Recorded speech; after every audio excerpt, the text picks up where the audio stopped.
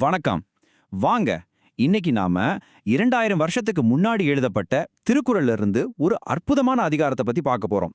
அதுதான் இன்னா செய்யாமை.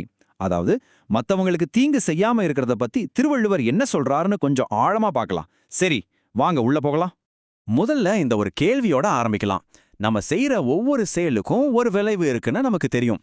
ஆனா அந்த செயல்கள், குறிப்பா மத்தவங்களுக்கு நாம செய்யற விஷயங்கள், நம்மளோட சொந்த சந்தோஷத்தையே தீர்மானிக்க முடியுமா? இந்த கேள்விக்கான பதில் தான் இந்த அதிகாரம் முழுக்க இருக்கு. சரி, முதல்ல அறம்னா என்ன, அதோட அடித்தளம் எதுன்னு பாப்போம்.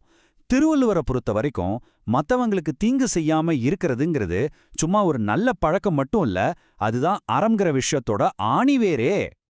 அப்போ இன்னா செய்யாமைனா என்ன? அது வெறும் உடம்பால துன்புறுத்துறது மட்டும்தானா? இல்லவே இல்ல. வார்த்தையால, எண்ணத்தால, ஏன் மனசுக்குள்ள நினைச்சு பாக்குறது கூட ஒரு வகை தீங்கு தான் திருக்குறள் சொல்லுது. பாருங்களேன், எவ்ளோ ஆழமான ஒரு கருத்து இது. இங்க பாருங்க, திருவள்ளுவர் எவ்ளோ ஒரு முக்கியமான விஷயத்த சொல்றாருன்னு. எவ்ளோ பெரிய பதவி வந்தாலும் சரி, எவ்ளோ கோடிக்கணக்கில் செல்வம் கிடைச்சாலும் சரி, சுத்தமான மனசு இருக்கிறவங்க மத்தவங்களுக்கு தீங்கு செய்யவே மாட்டாங்க. அதாவது நமக்கு லாபம் கிடைக்குதுங்கிறதுக்காக நல்ல குணத்தை விட்டு கொடுக்க கூடாதுங்கிறது தான் இதோட அர்த்தம். இது இன்னும் ஒரு படி மேல போகுதுங்க. செயல்ல மட்டும் இல்ல, மனசால கூட ஒருத்தருக்கு கெட்டதை நினைக்காம இருக்கிறது தான் எல்லா நல்ல செயல்களிலுமே டாப்ல இருக்கிறதுன்னு வள்ளுவர் சொல்றாரு. நம்ம எண்ணங்கள்ல இருந்து தான் எல்லாமே தொடங்குதுன்னு எவ்வளவு அழகா சொல்லியிருக்காரு இல்லையா? சரி, ஒருத்தருக்கு ஏன் தீங்கு செய்யக்கூடாதுன்னு சும்மா ஒரு ரூல் மாதிரி சொல்லாம அதுக்கு பின்னால இருக்கிற அந்த உணர்வை பத்தியும் வள்ளுவர் பேசுறாரு. வாங்க அடுத்த பகுதிக்கு போகலாம். இது எப்படி நம்ம உணர்வோட உச்சத்தை தொடுதுன்னு பார்க்கலாம். உண்மையிலேயே அறிவுனா என்ன? நிறைய விஷயங்களை தெரிஞ்சு வச்சிருக்கிறதா? இல்ல, மத்தவங்களோட வலியை நாம எவ்வளவு தூரம் உணர்றோங்கிறது தான் உண்மையான அறிவு. இதை வச்சுதான் அடுத்த குறளே அமையுது. இந்த ஒப்பீட்டை பாருங்களேன், எவ்வளோ சிம்பிளா ஆனா பவர்ஃபுல்லா இருக்கு. அறிவுள்ளவர் யாரு? மத்தவங்களோட கஷ்டத்தை தன்னோட கஷ்டமா நினைக்கிறவர். அப்ப அறிவில்லாதவர் யாரு? தனக்கு வர்ற வழி மட்டும்தான் பெருசா தெரியறவர். இது வெறும் புத்திசாலித்தனம் பத்தினதில்ல, இது ஞானம் பத்தினது. அப்போ விஷயம் இதுதான்.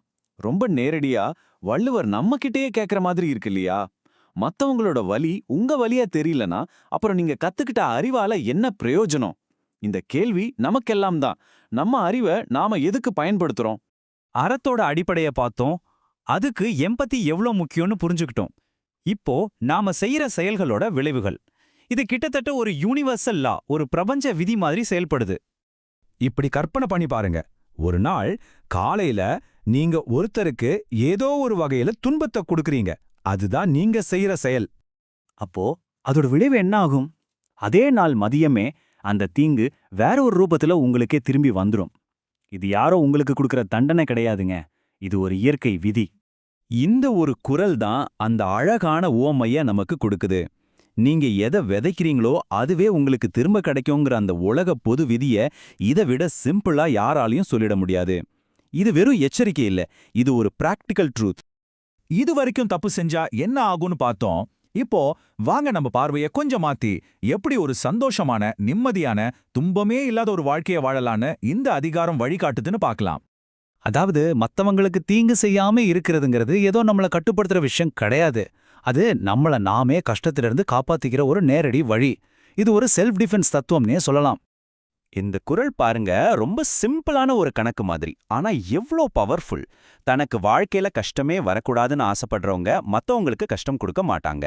உங்களுக்கு வலி வேணான்னா மத்தவங்களுக்கு வலிய கொடுக்காதுங்க, அவ்வளோதான்.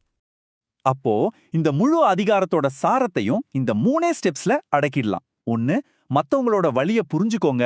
2, அந்த புரிதலால தீங்கு செய்யறத நிறுத்துங்க. 3, அதோட விளைவா உங்களுக்கு துன்பம் இல்லாத ஒரு வாழ்க்கை தானா அமையும். இது ஒரு தெளிவான ஆக்ஷன் பிளான். அப்போ இதுல இருந்து நம்ம கத்துக்க வேண்டிய முக்கியமான விஷயம் என்னன்னா, மத்தவங்களுக்கு தீங்கு செய்யாம இருக்கிறதுங்கிறது வெறும் ஆன்மீக கொள்கை மட்டும் இல்ல, அது உங்க சொந்த சந்தோஷத்துக்கே ரொம்பவும் பிராக்டிக்கலான ஒரு ஸ்ட்ராட்டஜி.